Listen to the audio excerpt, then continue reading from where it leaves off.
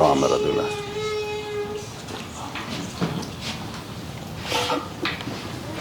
Armu teile ja rahu Jumalalt meie Isalt ja Issandalt Jeesuselt Kristuselt. Jutluse aluseks on meil kiri heebrealastele 6. peatükk ja salmid 13–19. Kui Jumal Abrahamile tõotas, siis ta vandus iseenese juures, kuna tal ei olnud kedagi suuremat, kelle juures vanduda.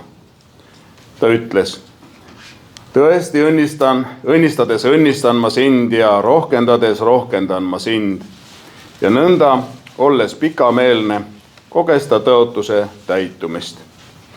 Inimesed vannuvad ju kellegi suurema juures, kui nad ise on, ja vanne on neile kinnitus igasuguse vastuvaidlemise lõpetamiseks. Just seepärast, et Jumal tahtis tõotuse pärijaile veel selgemini näidata oma nõu kõikumatust, kinnitas ta seda vandega, et kahe kõikumatu tõsiasja läbi, milles on võimatu Jumala valelikkus, saaksime mõjuvat julgustust meie, kes oleme rutanud kinni haarama antud lootusest, mis on meile nagu hingeankur, kindel ja kinnitatud. See ulatub vahevaiba taha sisimasse, kuhu Jeesus, meie eeljooksja, on läinud sisse meie heaks. Istuge palun.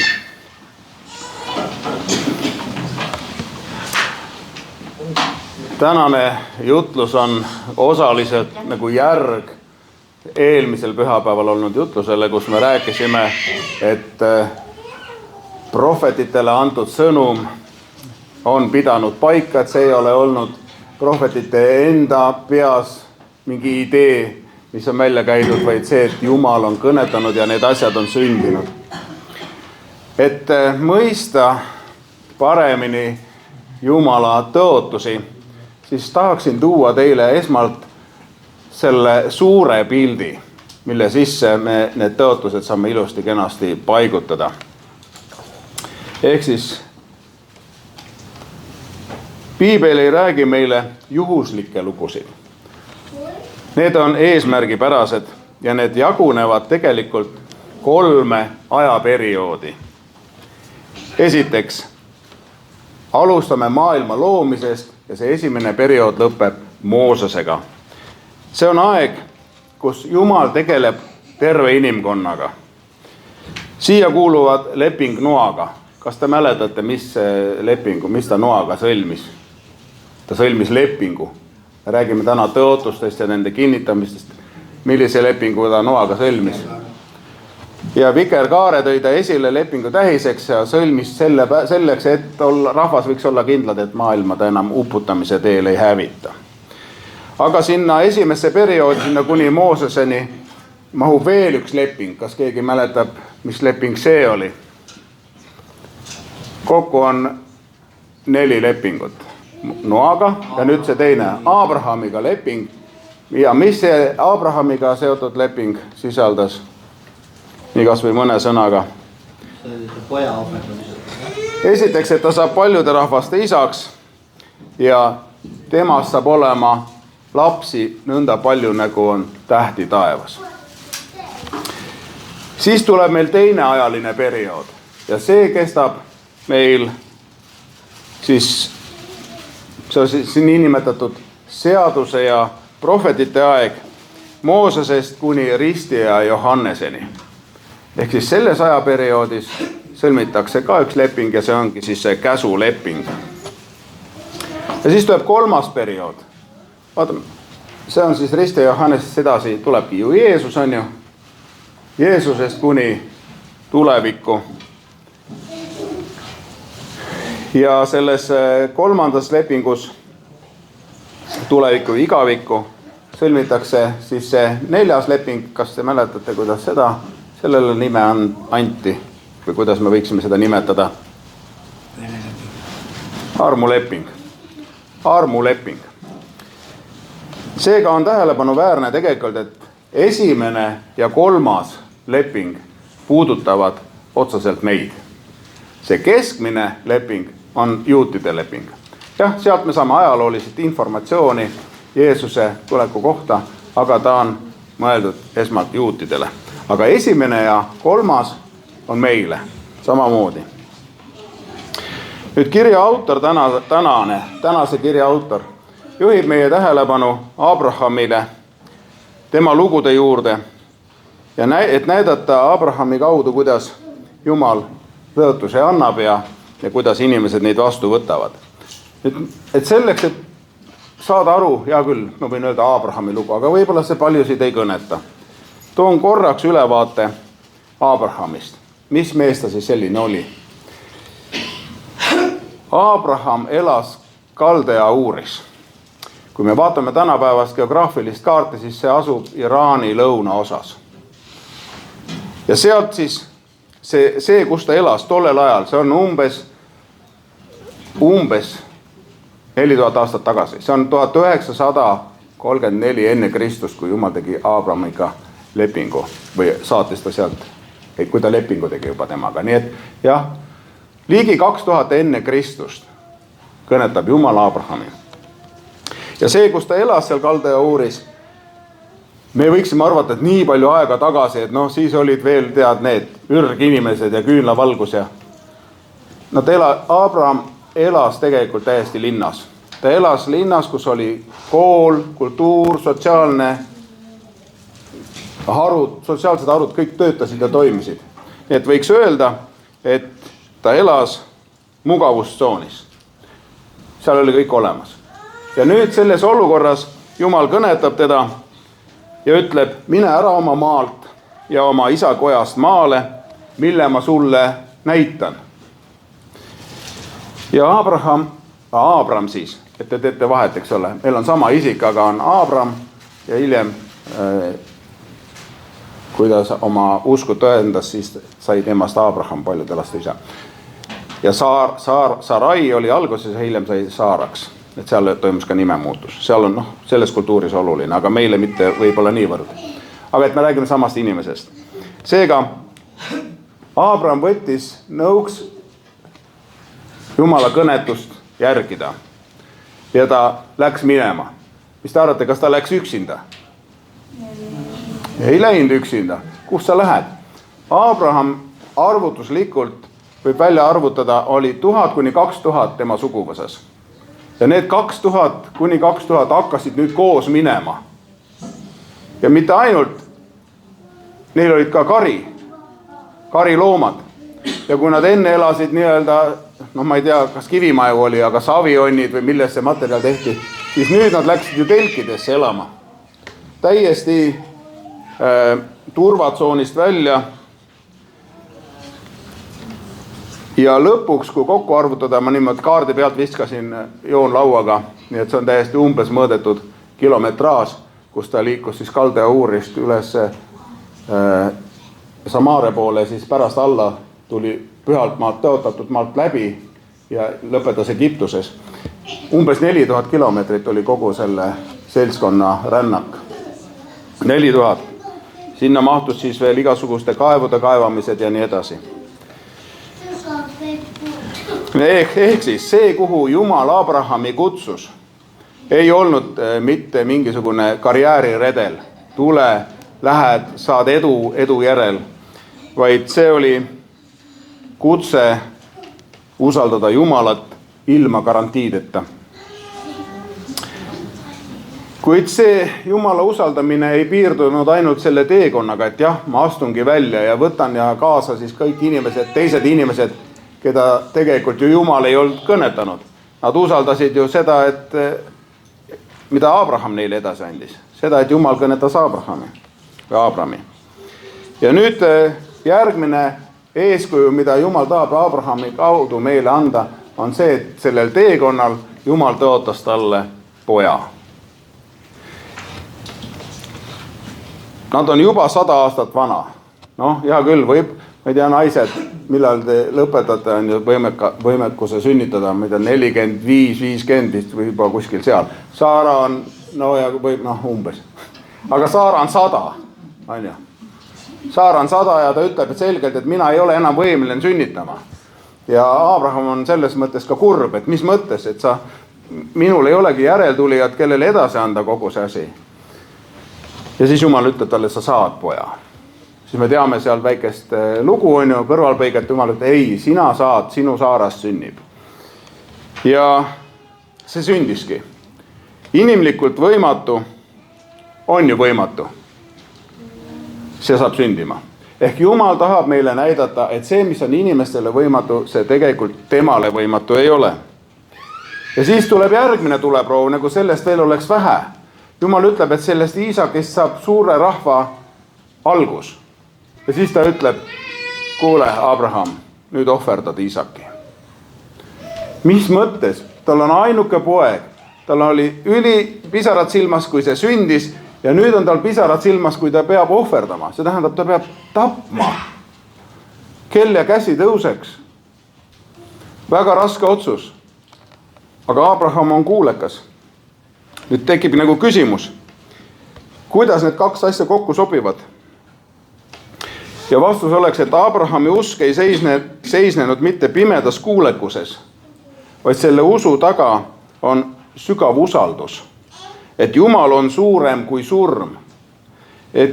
Ja Hebrea kiri ütlebki meile, et Abraham uskus, kui vaja, võib Jumal ka Iisaki surnust üles äratada.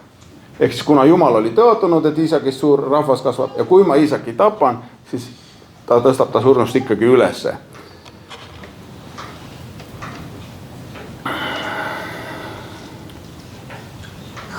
Nii kasvatab Jumal piibli läbi ka meie usku.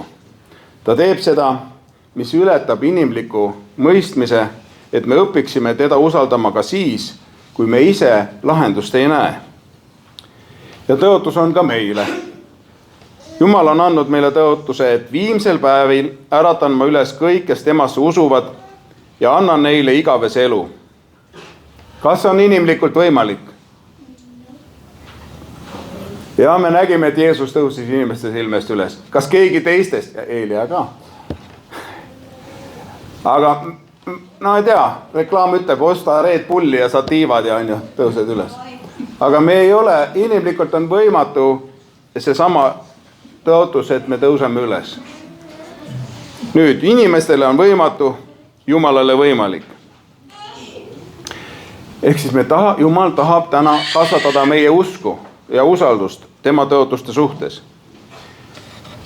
Tänases Hebra kirja 6. peatükis seisame siis tegelikult ühe väga sügavalt lohutava ja samas ka kainestava tõe ees, et meie usk ei toetu meie kindlusele, vaid Jumala ustavusele.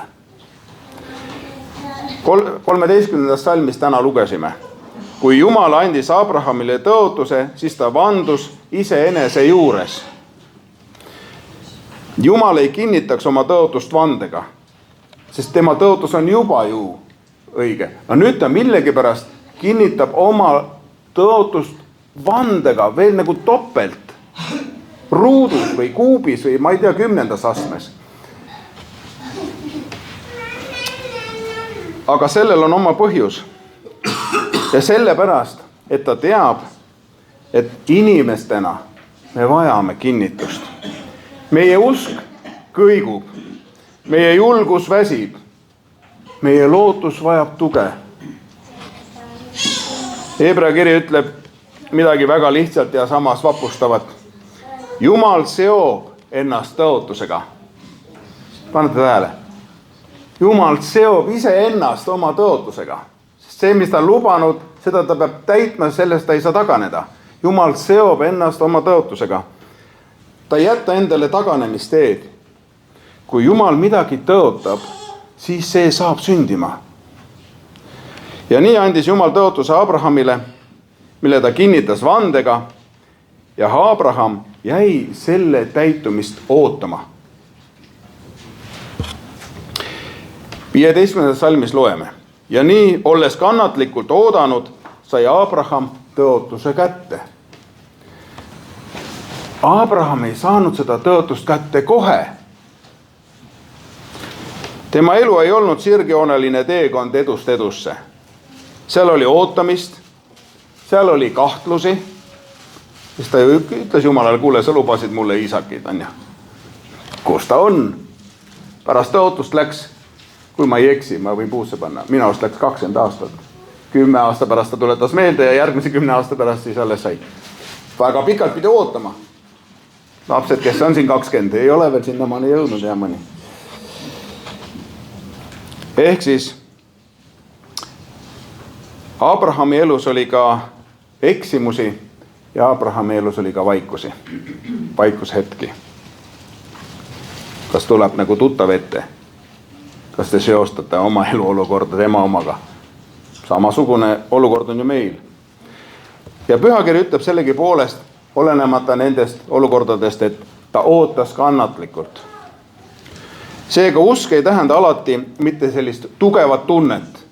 Ma usun 0-4, vaid sageli tähendab usk ka lihtsalt seda, et inimene ei lahku Jumala juurest ka siis, kui kohe ei tule.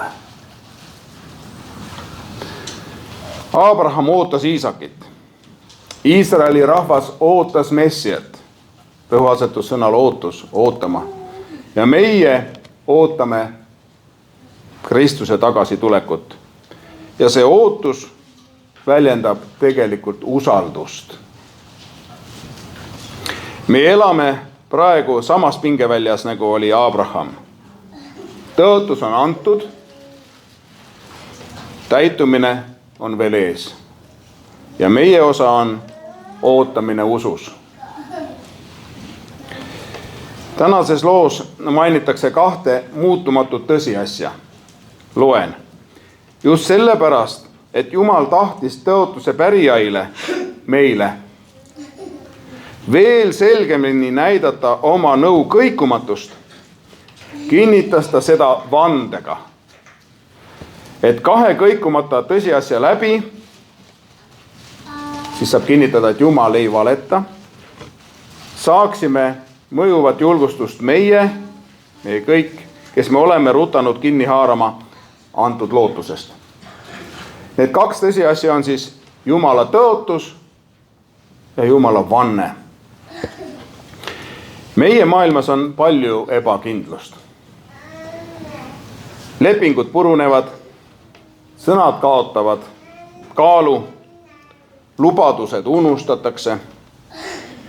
Kui me oleme ise kuidagi ebakindlad, kui meie usk kõigub, meie julgus väsib või meie lootus vajab tuge, siis saab meid kinnitada vaid üks teadmine, et Jumala antud sõna ei vanane ega ei muutu. Jumal kinnitab oma tõotust vandega, mitte enda pärast, vaid meie pärast. See on seesama Jumal, kes tõotas Abrahamile poja ja pidas oma sõna. Ta tõotas Messia ja saatis tema. Nüüd tõotab, et Kristus tuleb tagasi ja äratab omad üles ja see saab sündima. Ja nüüd jõuame kirjakoha südamesse. Hebrea 6:19. See lootus on meil nagu hingeankur, kindel ja tugev ja see ulatub vahevaiba taha, kuhu Jeesus on läinud sisse meie heaks. See on midagi, mida Jumal paneb meie ette ja ütleb, hoia sellest kinni. Ankur ei ole selleks, et laev edasi liiguks. Ankur on selleks, et laev püsiks siis, kui torm möllab. Meie lootus ei ole ankurdatud sellesse maailma. Meie lootus ei ole ankurdatud tervisesse või majandusse või rahusse. Meie lootus on ankurdatud Kristusesse, kes on juba läinud vahevaiba taha, Jumala ette, meie eksimuste eest, et meie eest paluda, et me vastu peaksime ega loobuks. Ja seda teeb Jeesus ka praegu sinu ja minu eest. Hetkel, praegu teeb ta seda. Ja just sellepärast saab see Hebra kiri meile öelda, et see lootus on kindel ja tugev. Aamen.